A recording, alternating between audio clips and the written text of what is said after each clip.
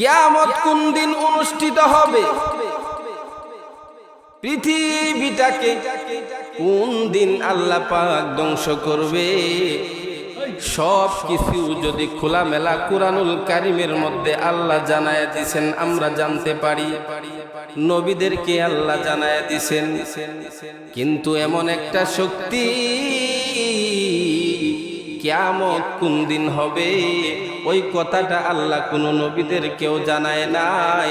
এটা একমাত্র আল্লাহ তাআলার নিজস্ব শক্তি। এটা আল্লাহ নিজস্ব শক্তি। কিয়ামতের বিভিন্ন আলামত কোরআন ও হাদিস থেকে আমরা পাই। কিয়ামতের বড় বড় 10টি আলামত, ছোট ছোট অনেক আলামত রয়েছে।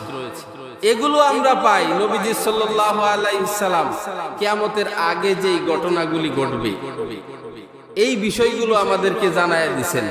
কিয়ামত কোন দিন হবে নির্দিষ্ট টাইম জানায়া দেয় নাই, জানতে পারি নাই।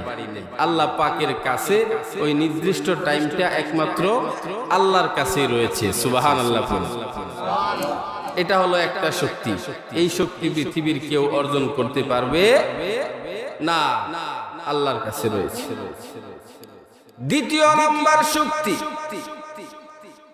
আল্লাহ পাক ডাক দিয়ে বলে পৃথিবীর জমিনে কখন কোথায় বৃষ্টি হবে, কোন জায়গায় বৃষ্টির প্রয়োজন, পানির প্রয়োজন, কোন জায়গায় কোন সময় কোন টাইমে বৃষ্টি হবে, ওই জ্ঞানটা পৃথিবীর কেউ সংগ্রহ করতে পারবে না। এটা হলো মহান আল্লাহ রাব্বুল আলামিনের নিজস্ব জ্ঞান। সুবহানাল্লাহ।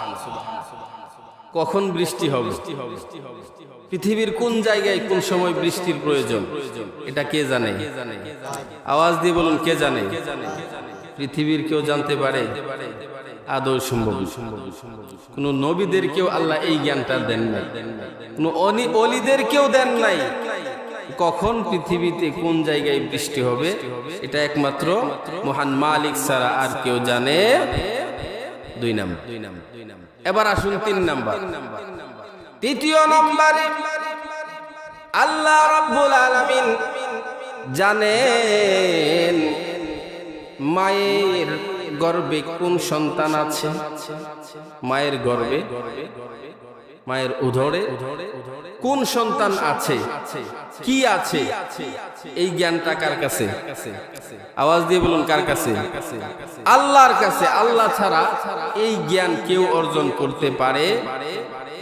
বাচ্চাটা যখন বড় হয়ে যায় তারপরে আমরা বিভিন্নভাবে কম্পিউটারে এভাবে সেভাবে ধরতে পারি, কিন্তু একটা মা, একটা যুবতী, তার ভিতরে কয়টা বাচ্চা আছে, কি বাচ্চা আছে, ছেলে না মেয়ে, কালো না সুন্দর, এই লিস্টিগুলো, এই জ্ঞানগুলো একমাত্র আল্লাহ ছাড়া আর কেউ জানে